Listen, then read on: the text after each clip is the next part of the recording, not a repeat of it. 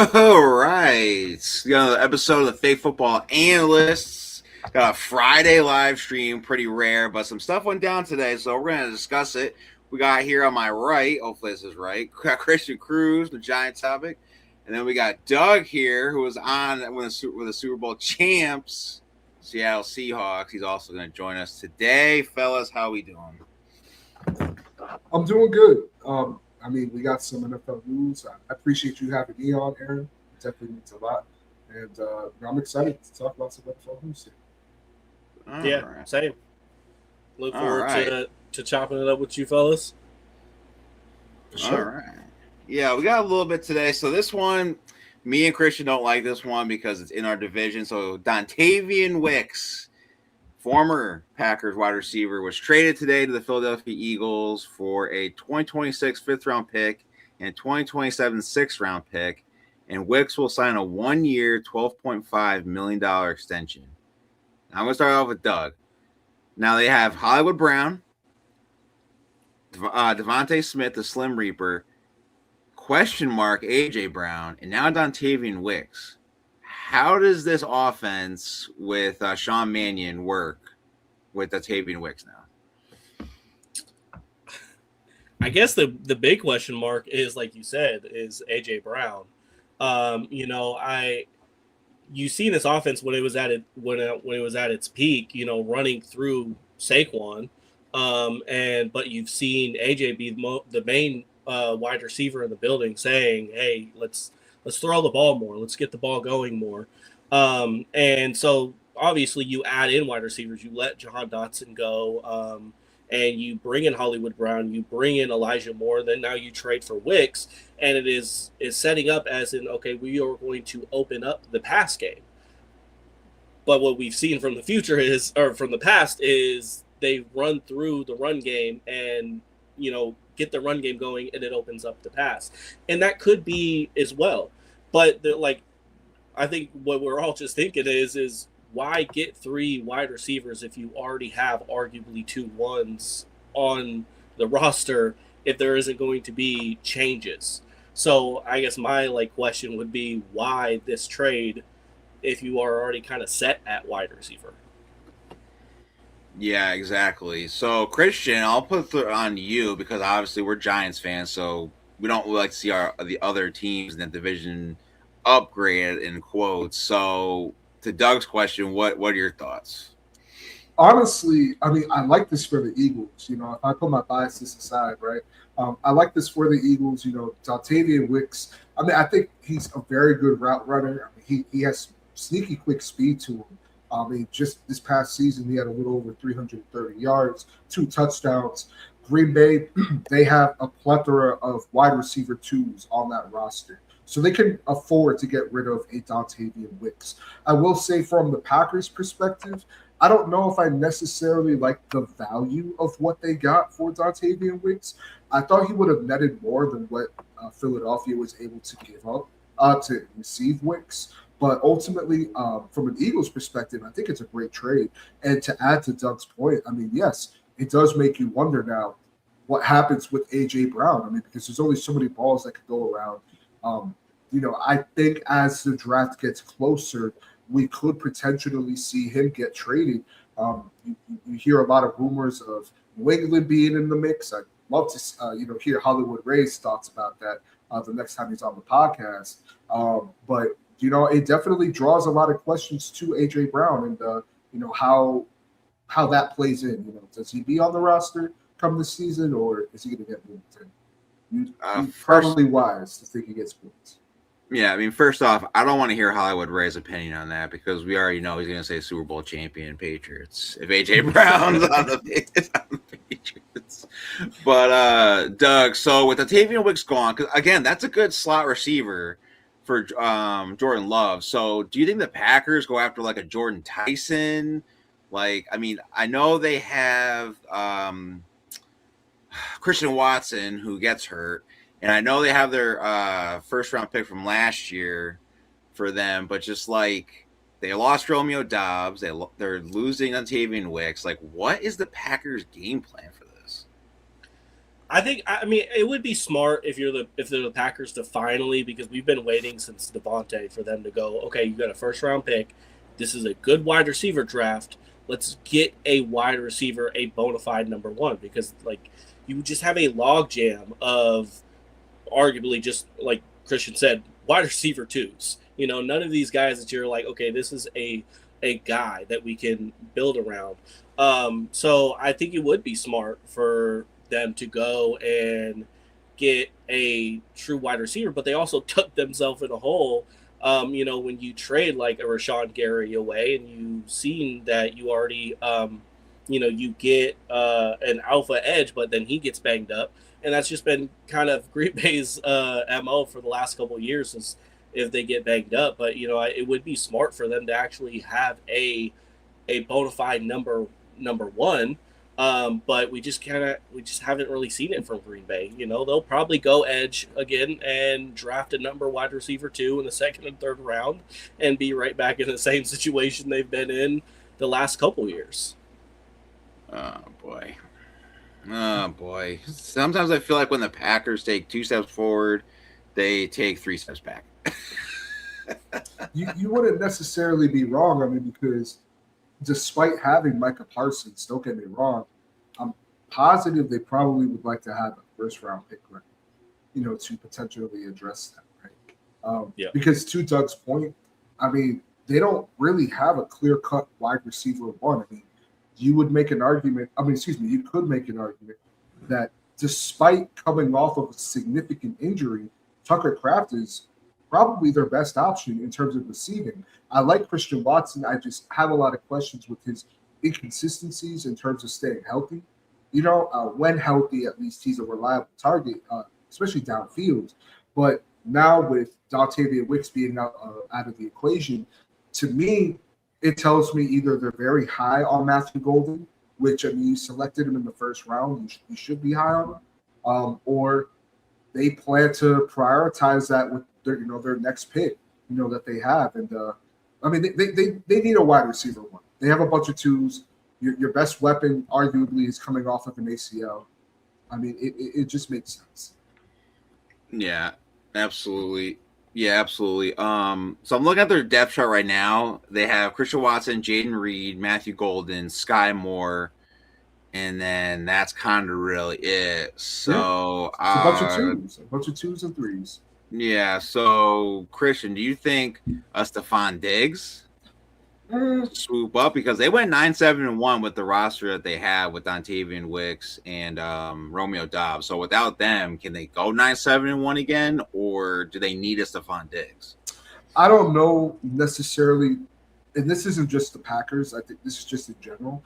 I don't know how his legal situation is going to play out. I don't know if he's going to play this season.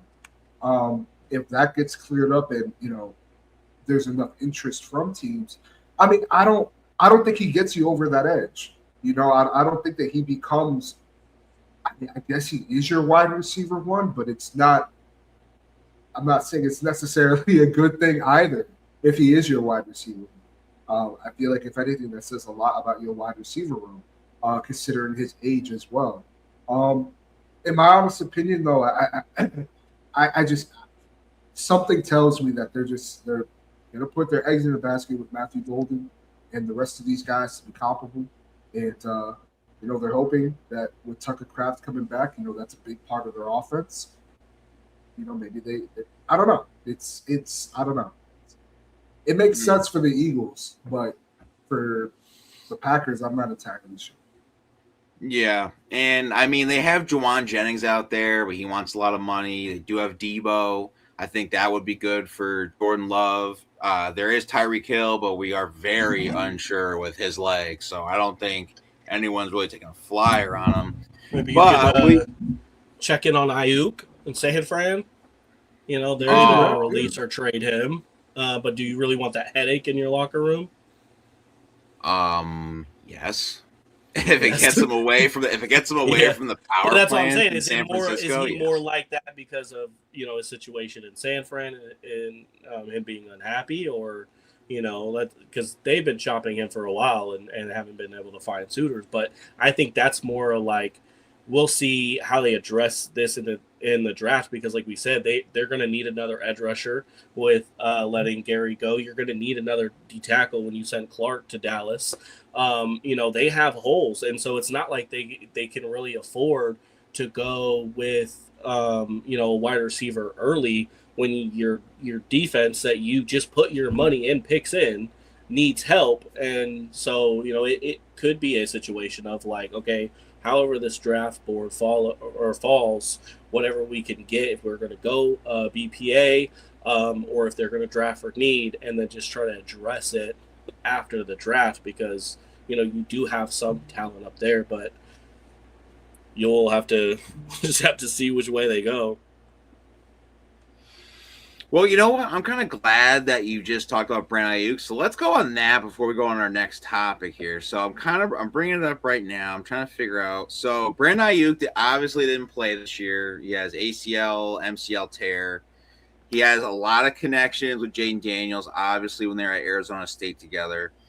Let's see if my phone will work. So for this year, he's getting paid.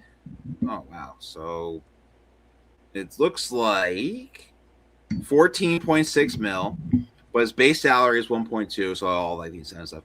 So then 2027, it could be a potential out, but if not, it's 27.7, and then in 2028, it's 29.1. So with Brandon Ayuk, where does he go? And I'll start off with you, Doug. Do you want him in Seattle, or does he go at Jane Daniels in Washington because they're buddy buddies? I think, and I was talking to Christian about this today, is I think this is more of a situation of you'll probably see him get moved either at the draft, or if they want to wait to be a post June 1st cut to see how much money they can save.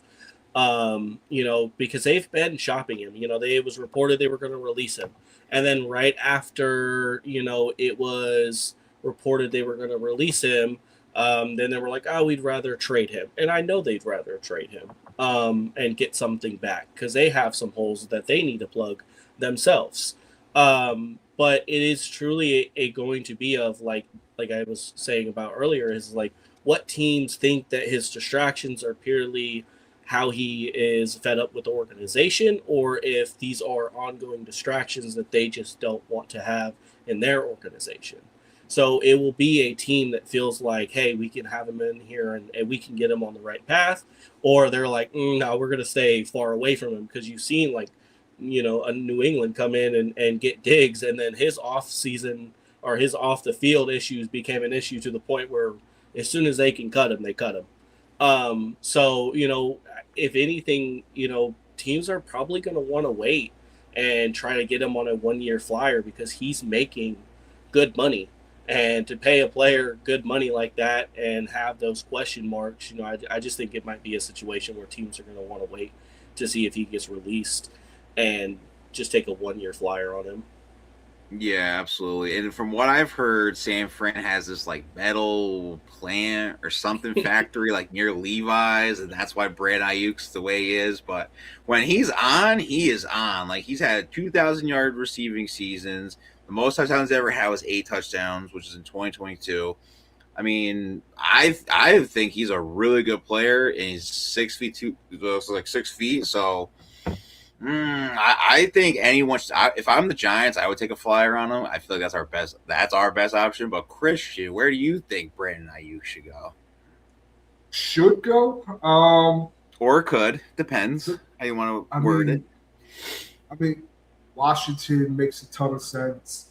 Why are you on this NFC East stuff where you want these teams to be good? No, I'm just saying. I mean, it makes sense. Washington would make sense. Buffalo would make a lot of sense as well. They could use another wide receiver in that room, despite trading for DJ Moore. I like AJ. I like Brandon Ayuk.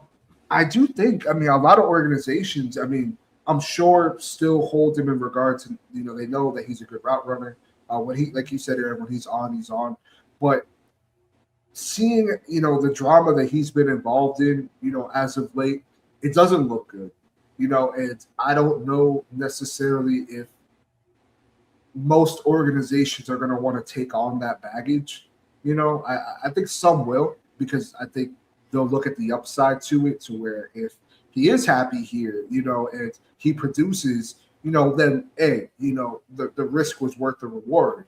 He balled out for us. But I don't know necessarily if most organizations are going to be willing to take a swing at him, considering, more times than not, you can find these guys in the draft as well. So they might say to themselves, well, I can get someone in the draft that's going to be pennies on the dollar compared to what I'm probably going to have to pay Ayuk.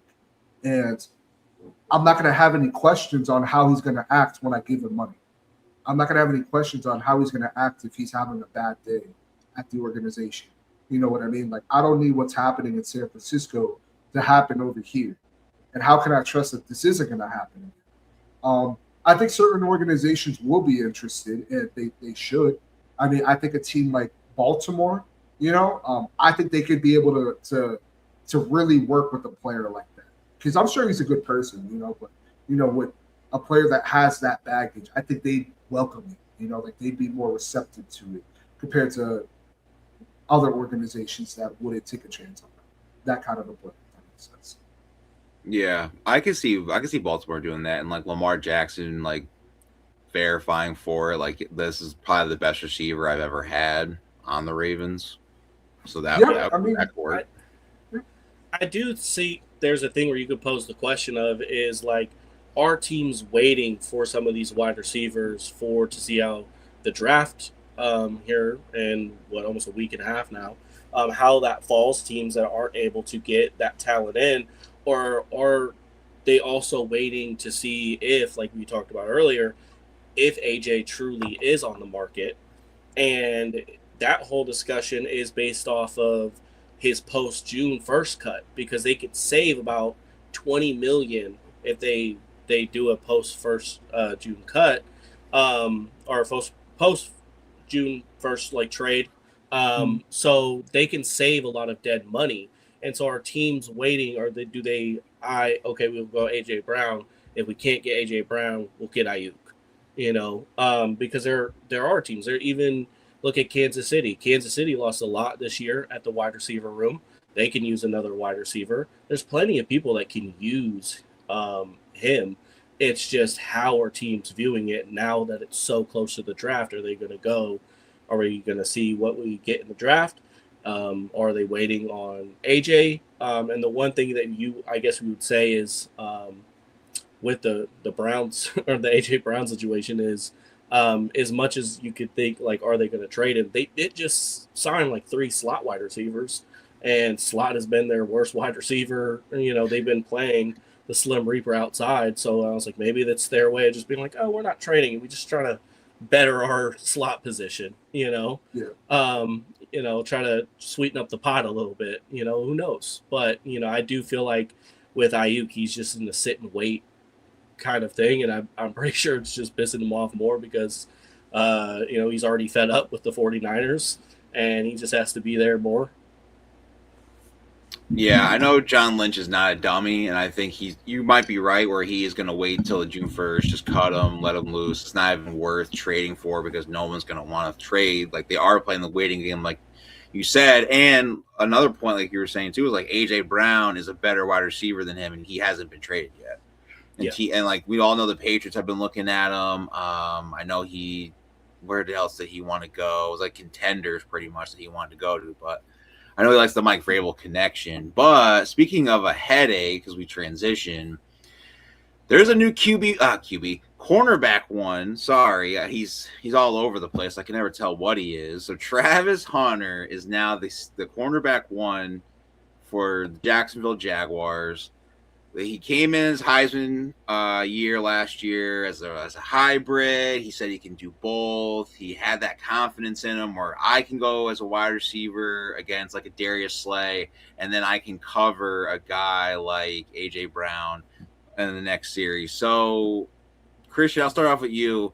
With Travis Hunter being named basically a cornerback, like primarily, there's no 50-50 going on. Is this the right move for Travis Hunter? Not so much the Jaguars. That's a good question. I know that they said that he's going to be full time on defense, and there'll be certain packages offensively where he'll come in. But I'll be honest with you, looking back at it, you gave up all of that for that other half of what you're pretty much shutting out, right? You traded up because this was someone that could play both sides of the ball at a high level. And there was a lot of questions whether he would be able to sustain it from an injury perspective. And, obviously from, if you're just thinking about it, just the NFL is a completely different beast, and having to be on the field pretty much every single play, both sides of the ball. I mean, it's a lot to ask for someone. I think he could excel strictly as a corner. I don't have any questions with that. I actually like him at corner. But again, just from them trading up and what they gave up to trade up, you traded up for that reason, for that other half of what Travis Hunter is. And to shut that out and to not really tap into it, I don't know. The trade doesn't look that good from this standpoint right now. Yeah, basically it looks like Jacksonville played the Browns in the sense of like, we'll give up a first next year, which now the Browns have it for you for the Browns, and you want him to be 50-50, and now he basically traded up 3 spots to get a cornerback at 2. So, Doug, how does this affect Jacksonville's wide receiver room? Now, Brian Thomas Jr. is essentially their wide receiver 1. He was also on the block for a little bit. He was linked to the Giants, the Patriots, Falcons, anybody that really wanted him. Does this help now Brian Thomas Jr. to go back to that, I guess you could say, elite level going into his 3rd year? Plus, they have Jacoby Myers and Parker Washington. So is the wide receiver room stronger now without Travis Hunter's distraction? Yeah, I could say maybe it's them trying to fix that and get that sorted, because when Jacoby came over, he played good for them. It was much needed at the time. Brian Robinson was in and out with injury. Parker Washington was having some good games, and it could just be as simple as them trying to shore up their wide receiver room and say, okay, these are going to be our wide receivers. But I don't know, it's a head scratcher, because if you are trying to trade Brian Robinson, why would you take Travis Hunter out of that wide receiver room? You're already going to be thin unless they are saying we want to trade him and go with somebody else, which, like I said, I still don't understand. He had 1,000 yards his rookie year. And then last year, you noticed when he was having some of those lows came a lot when it was outside distractions, when he was here and, hey, I'm going to get traded.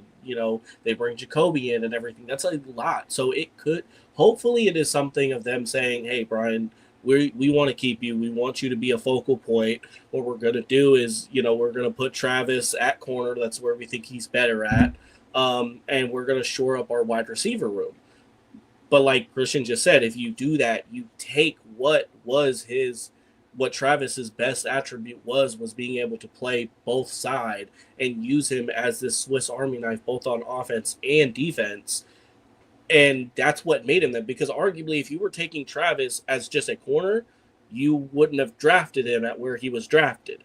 If you were taking him at a wide receiver, you wouldn't have drafted him where you drafted him at. You wouldn't have done that. What happened is you drafted him so that you could use him both ways. It was something we haven't seen, and he was able to do it last year. He was able to play and get you some of or show highlights on both ends. Just unfortunately, Jacksonville would be very inconsistent, and you still have the question marks of what is Trevor Lawrence.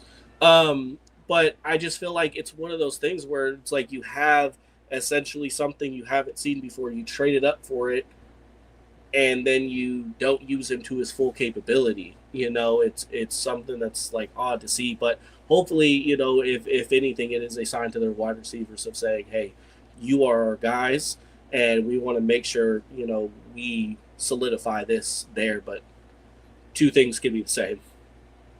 Yeah, absolutely. And just looking at the depth chart for the Jacksonville Jaguars, they really needed Travis Hunter to be the solidified cornerback, because on the other side is Christian Braswell. He's only been in the league for 2 years, and he's 26 years old. So it's like That's a little iffy. So, Christian, I know they don't have a first-round pick, but is there any way, shape, or form the Jacksonville Jaguars will trade up, get back into the first round because the 24th pick is with the Browns, and they draft like an RV and Terrell, or do they find someone in the second round to complement Travis Hunter? Because their D line is good, their front seven isn't too bad, but that cornerback / like safety room is a little sus.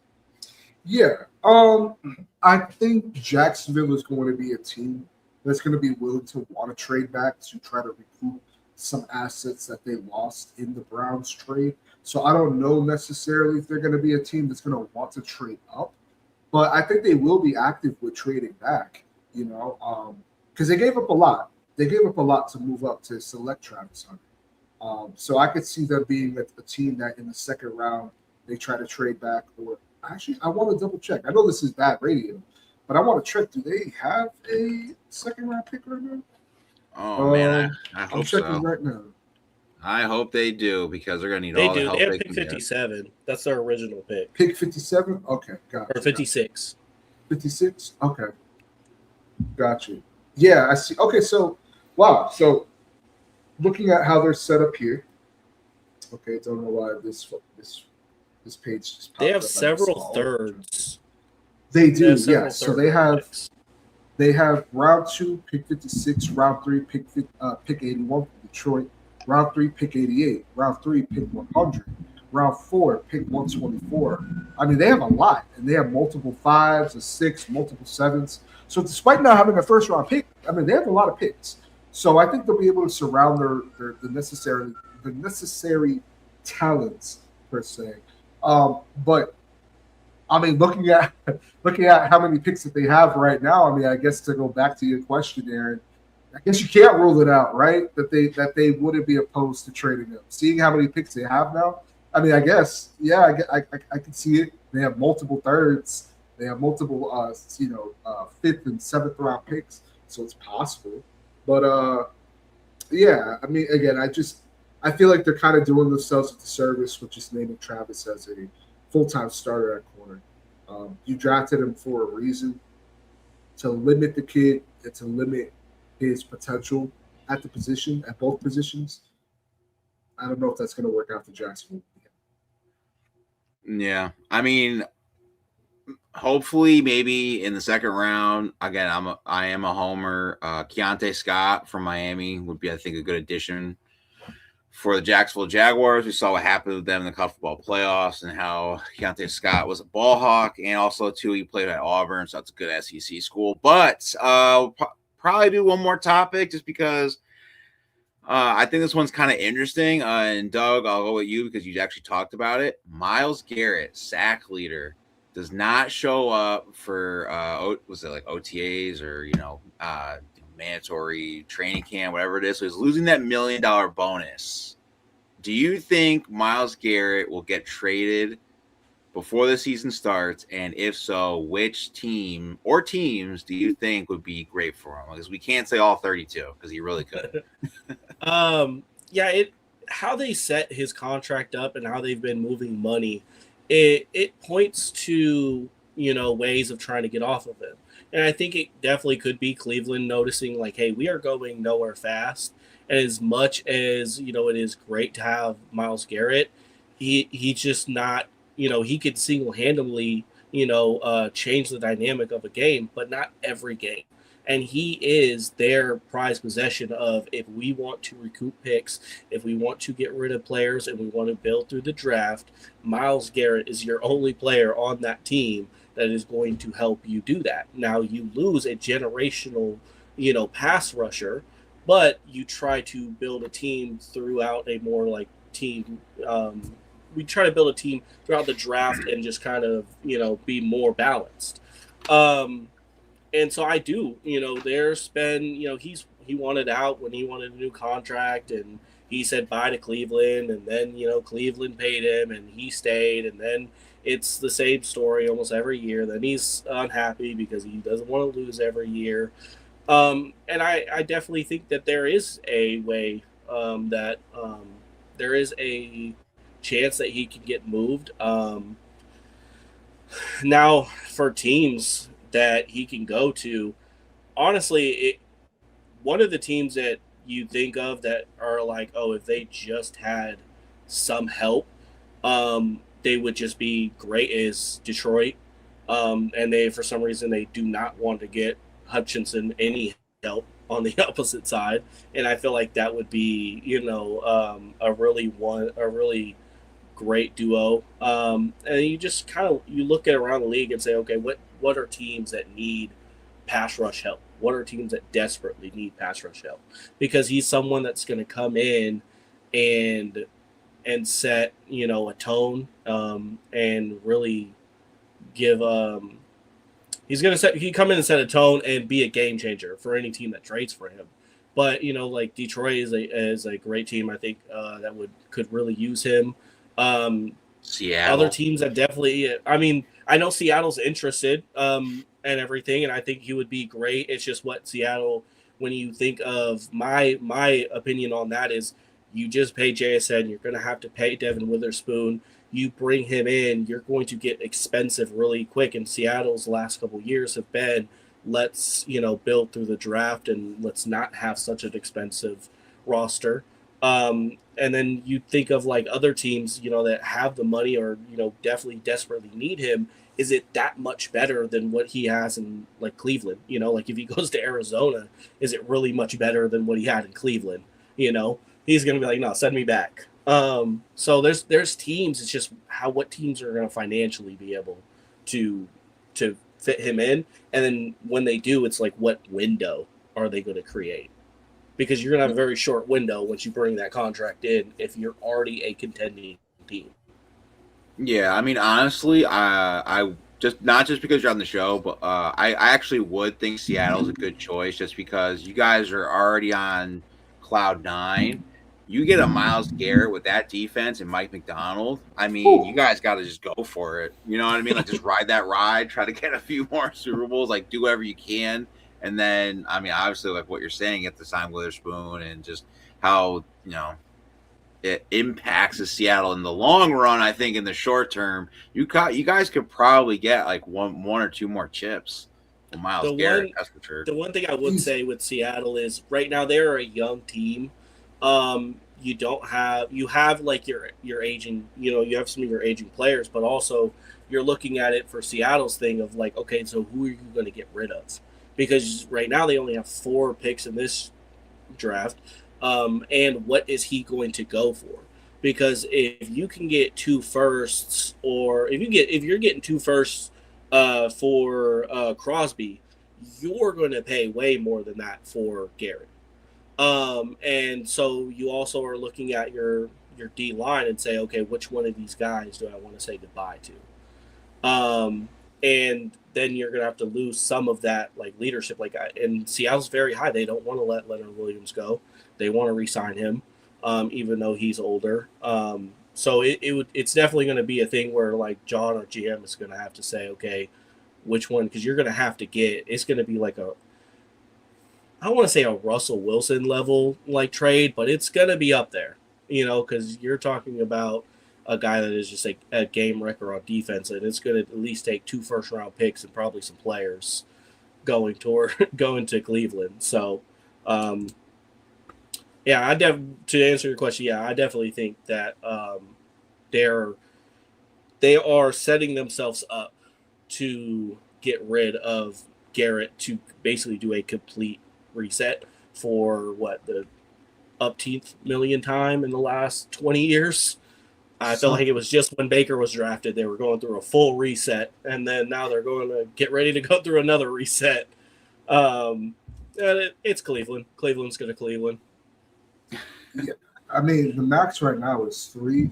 I know they put that motion in to make it to 5 first-round picks that you could trade, which I think that would be horrible. I don't like that idea. Yeah. To give general managers who could potentially be on the hot seat the ability to handicap your organization for half a decade. I mean, oh my God. When I tell you that should be perfect. But whatever team does trade for Myles Garrett, I mean, like you guys were saying, I mean, you have to be in a win now situation. because he's going to cost you so much. And not just from a pennies and dollars perspective, but from a draft capital perspective as well. Because if we're just talking about he's going for 2 firsts, which I think he'd be the first player in a while to go for 3, to go for 3 first-round picks and maybe even 2 twos and then maybe a player or whichever. And that player has to be one of the best at his positions because I don't think it's just going to be any player that they include in the trade. But whoever makes that trade, I mean, you're getting an elite player. You're getting a defensive player of the year nominee year in and year out. And, I mean, players that play at his position, they last a long time. He's still relatively young at the position. He's maybe not so much in, I guess, like an age, but I think at the position, he's still a relatively young player. You're getting a player in his prime that could easily transform your organization and the trajectory of where you can go. He goes to a team like Seattle, like you said, Aaron, easily 1 to 2 more trips for sure while he's on that roster. I know we've been making this, I've been pinpointing everything to NFC East teams, whether it was Philly, whether it was Washington. But if we're talking about a team with the draft capital and the need, watch it be Dallas. It's Dallas. I mean, he's from the DFW area. I mean, it makes sense. Jerry Jones will throw anything at the Browns for Myles Garrett. He will sell his son for Myles Garrett. If you guys remember, prior to his draft, there was a video of Myles Garrett telling Jerry Jones to trade a couple firsts to trade up for him, because he's from the DFW area. Now, I will say that, I mean, Jerry has mentioned that, he does this every year, but he thinks about his age and, he wants to win a Super Bowl. I mean, you have multiple first-round picks, not just this year, but I think you have 2 next year. If not, you definitely have 1. But I believe they have 2 next year. No, wait, hold on. No, I think they have 1 because I think they traded 1 for Quentin Williams. They did. I think that was the Packers for next year. I think that was the Packers pick next year. But even still, you got 3 first-round picks. You solve a position of desperate need, which is kind of counterintuitive because you had Micah Parsons. But, hey, you can afford it. I don't know, honestly. I just don't know if a team is going to be willing. Actually, that's a lie. This is Myles Garrett. Teams are going to be willing. They're just going to have to come up with the compensation. And it's going to matter as to where Myles wants to go to. Because there's a team I was thinking of too when you're looking at like cap space, when you're talking about cap space and draft capital, is the Chargers. The Chargers are still sitting in top 5 in cap space. They have the draft capital. They have the LA, the nice weather. They have definitely you have Harbaugh there. You have a good quarterback. It's definitely a team that I would say you could look at, especially, Bosa's not there anymore. You got Khalil Mack for 1 year. They just paid him good money for 1 more year. You're going to need to reset that edge. And the Chargers have the money and they have the capital. Yeah. I will say, maybe it's just me, but if I'm Myles Garrett and my options are the Browns or the Chargers, I might stay in Cleveland. I can't lie. I might stay in Cleveland. I don't know if I want to go that way. You're in a division with Patrick Mahomes and the Denver Broncos, and who knows what Clint Kubiak and the Raiders are going to be. Nah, let me stay in Cleveland. You know what I would say? If I was him, I would tell my agent, I'd be like, tell them to find another team. Next, let's try another team. So, like, I don't know. Like, I like Justin Herbert, but to me, he's always going to be Mr. If Man. Him and Joe Burrow. I love them both as players, but definitely they are the if man superheroes. If this happens, if they have this, if they have that, and it's just like, damn, like how much more does if man need? But yeah, the Chargers do make sense. And all joking aside, they do make sense. And I like the coach that they have over there. I do like Justin Herbert. I don't like him in the postseason, but I do like Justin Herbert. And they are getting up there in age at the defensive line. I mean, they still have Khalil Mack, who, my goodness, I mean, he's still churning out good football at his age.